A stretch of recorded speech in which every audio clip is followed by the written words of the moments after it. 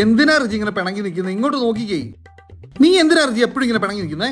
Family ആകുമ്പോ ഇടയ്ക്ക് ഇണക്കവും പിണക്കൊക്കെ ഉണ്ടാവും. ഫാമിലി ആകുമ്പോ ഇടയ്ക്ക് ഇണക്കം പിണക്കം ഉണ്ടാവൂ എന്ന് വെച്ചാ ഇതെന്നതാ? അത് കറി. ഇത് ഭാര്യ. ആ ഇതെന്നതാ? അത് ചോറ്. അത് ഭർത്താവ്. ഇനി ഇളക്കിക്കേ. അതെന്നതാ? അത് തോരൻ. അതും കൂടി കൂട്ടിക്കേ. അത് മക്കള്. മക്കള്. ആ ഇനി വായിലോട്ട് അങ്ങ് വെച്ചേ. രുചിയില്ലേ?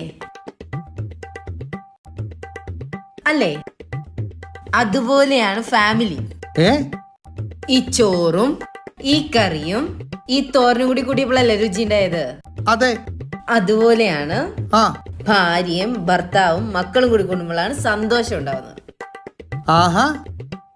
ഇത് ഭാര്യ, ഇത് ഭർത്താവ്, തോരൻ, മക്കള്. പക്ഷെ എനിക്ക് ആ ലോജിക്ക് അങ്ങോട്ട് മനസ്സിലാകുന്നില്ല. അതെന്താ?